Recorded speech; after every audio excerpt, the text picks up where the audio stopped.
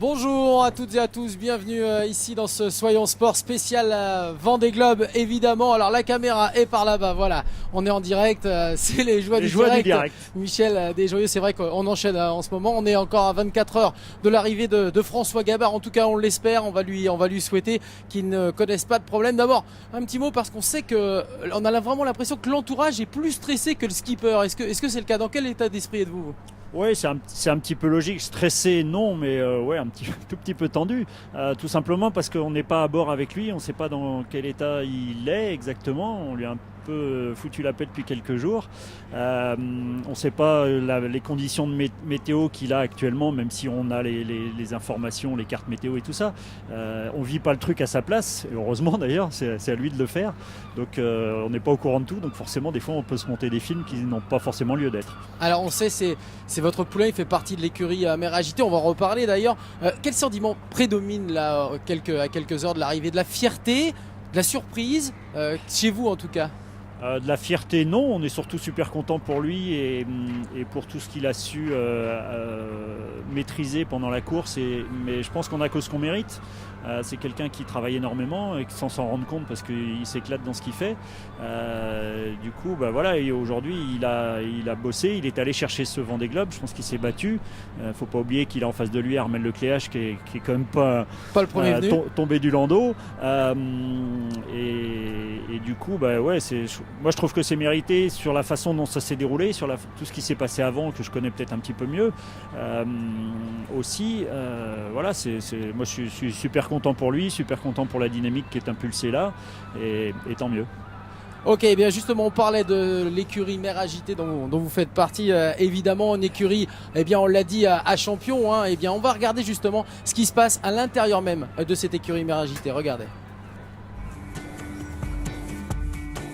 Un bâtiment discret au fond des quais d'un port du Sud Finistère. Bienvenue dans les locaux de l'écurie de course Mer Agitée. Une création de Michel Desjoyaux en 99. Ici, l'objectif c'est regrouper les compétences, engranger les expériences et multiplier les échanges.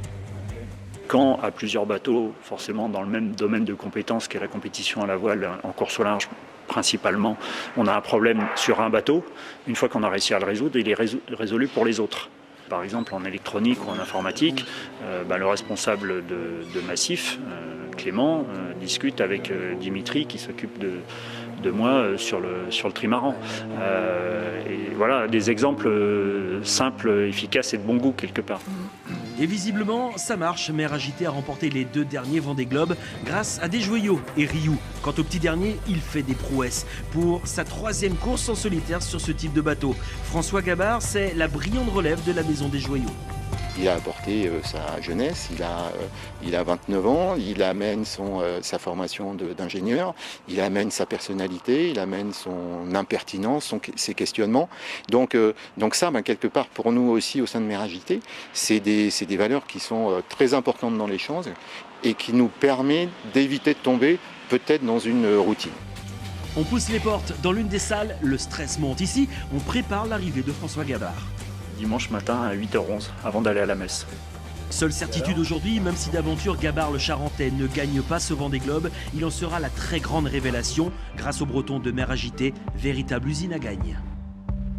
Usine à gagne, on le disait, Michel Desjoyaux, l'écurie Mer Agitée. Alors d'abord, où s'est joué ce Vendée Globe 2012-2013 ?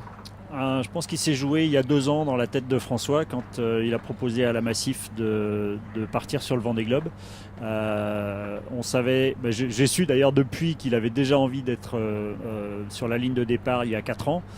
Il aurait eu 25 ans, ça aurait été assez exceptionnel. Et après, c'est tout le boulot jusqu'à la ligne de départ d'abord, puis jusqu'à la ligne d'arrivée ensuite, qui se fait d'abord avec une très forte motivation. Jean-Paul a un petit peu parlé du comportement et du caractère de François. Après, nous, on est là au service de ce projet-là et au service du skipper pour l'accompagner dans toute la préparation et puis sur la partie technologique pendant la course.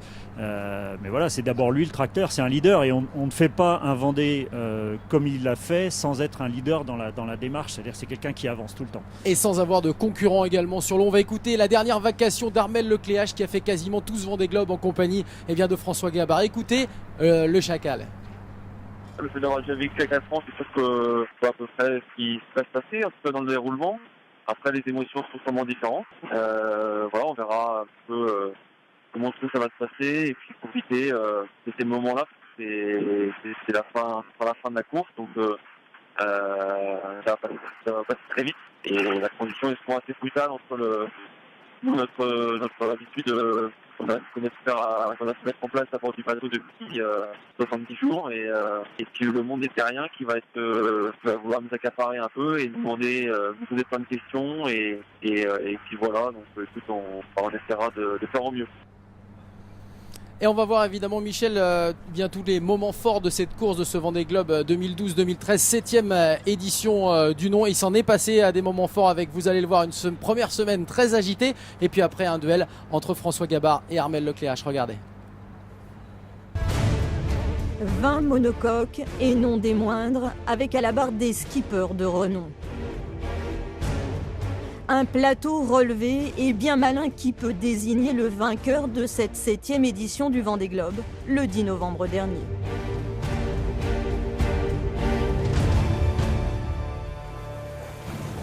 Des Formule 1 des mers prêtes à braver les océans et quelques heures seulement après le top départ, un coup de sifflet final pour Marc Guillemot. Le mois de novembre et la descente de l'Atlantique Nord ont été dévastateurs pour la flotte. Des collisions malheureuses avec des chalutiers pour Louis Burton et Quito de Pavon. L'accident bête, trop bête. Même désolation quand la mécanique lâche, Samantha Davis pleure son mât. Jérémy Bayou accuse le coup de son vérin de quille. L'électronique de Zbigniew Gutkowski ne répond plus. Armel Lecléache emmène la flotte dans cet Atlantique Sud et les paris sont encore ouverts. Dans le peloton, Vincent Rioux joue les troubles fêtes. Le seul vainqueur du mythique Tour du Monde en course est l'un des favoris. Son monocoque heurte une bouée métallique. Clap de fin. Aujourd'hui, j'arrive sous le soleil à Salvador de Bahia. C'est frustrant possible, mais c'est aussi ça. Dans cette course par élimination, Bernard Stam, Suisse et Breton, nous emmène dans une histoire à rebondissement. Acte 1, le skipper mouille quelque part près des côtes néo-zélandaises pour réparer son hydrogénérateur, un abri et un navire russe auquel il s'amarre et une disqualification contestée. Acte 2, le monocoque du marin percute un objet flottant, plus d'énergie à bord, le ravitaillement au passage du Cap Horn l'oblige à l'abandon. Une course avec ses défaites, mais aussi un tour du monde avec ses moments décalés. J'ai mis la cagoule parce que ça fait, ça fait combattant, ça fait le parcours des combattants qui rentrent dans la boue sous les barbelés. À bord inertial, c'était un peu ça les 3 derniers jours. J'aurais pas cru que je me serais baigné pendant le Vendée Globe, mais...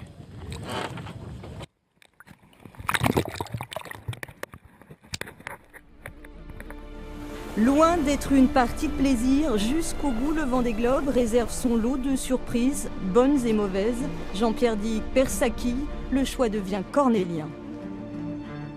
Soit je continue jusqu'à Sabdolan en maniant le bateau avec prudence, faisant bien attention bien sûr aux dépressions de l'Atlantique Nord, soit j'abandonne ma 3e place ici aux Açores dans 2 jours.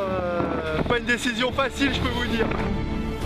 Océan impitoyable, le malheur des uns fait parfois le bonheur des autres. Dans le sillage de Jean-Pierre Dick avec bienveillance, Alex Thompson devrait être le 3e Britannique à monter sur le podium de ce 7e Vendée Globe. Un Vendée Globe mené tambour battant par un duo hors norme. Jules Verne a 7 fois trouvé un adversaire de taille. Toutes les grandes heures donc de ce Vendée Globe 2012-2013. Michel, un mot, vous qui connaissez bien le bonhomme François Gabard. On croise les doigts toujours parce que c'est vrai qu'il faut rappeler qu'il n'est pas encore arrivé. Ça va nous faire des nœuds d'ailleurs, mais heureusement les doigts sont pas trop longs. Comment il va réagir au moment où il va revenir, couper la ligne d'arrivée, passer le chenal? Vous le connaissez bien? Écoutez, il était sur un canot pneumatique à l'arrivée il y a 4 ans avec Christian Lepape et l'équipe du centre d'entraînement. Donc je peux vous dire qu'il n'a pas raté une seule miette du spectacle. Il était surtout à la sortie du chenal pour lui cette fois-ci il y a 78 jours, 77 aujourd'hui. Donc je pense qu'il sait déjà un petit peu comment ça se passe. Maintenant, il va devoir le vivre pour lui, puisque ce sera lui, et on croise les doigts toujours, le héros demain en fin de matinée. C'est quelqu'un d'émotif, c'est quelqu'un qui ressent vraiment toute... Je pense qu'il va réagir parce que de toute façon c'est assez violent, hein. Déjà oui. La transition de 3 mois tout seul à décider de tout à la foule. Donc ouais, je pense qu'il va être réactif. Ouais. Ne vous inquiétez pas. Non, je pense qu'on va voir. Allez, Xavier Roland, on va le retrouver évidemment sur les pontons. Peut-être pour les dernières indications d'arrivée concernant François Gabard. On en a quelques-unes, nous, avec Michel aussi sur le plateau. Oui, mais Anthony, vous savez que ça bouge beaucoup, ça évolue jour après jour, mais on va quand même faire quelques pronostics.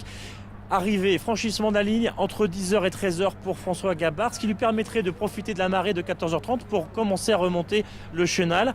Il battrait, s'il s'impose, plusieurs records. Il deviendra le plus jeune vainqueur du Vendée Globe à 29 ans. Il battra aussi le record de vitesse que Michel Desjoyaux détenait depuis il y a 4 ans, avec 84 jours. Là, le record tomberait à 78 jours. On est en dessous des fameux 80 jours rêvés de Jules Verne. Et puis il y a un autre record qui pourrait tomber, c'est l'arrivée derrière d'Armel Lecléache. Il pourrait être derrière lui 3 à 4 heures. Ce serait le plus court, le plus infime espace entre les deux premiers. C'était 7 heures hein, entre Vincent Rioux et Jean Le Cam. Et bien là, il pourrait y avoir que 3 ou 4 heures entre les deux hommes qui, on l'a répété, ont animé ce Vendée Globe. Merci Xavier, on va remercier également Michel Desjoyaux. Alors lui, on avait un petit SMS. Apparemment, François Gabard, lui, peut-être arriver un petit peu avant, vers 10h. Hein, c'est ce qu'il disait. Rapidement, très rapidement. C'est pas la SNCF, mais oui, ce sera en fin de matinée. Après, à l'heure près, on verra ça demain. Allez, merci beaucoup. On va se retrouver évidemment pour l'édition de votre journal régional ce soir à 19h. On sera en direct des Sables d'Olonne. Excellent après-midi et à tout à l'heure.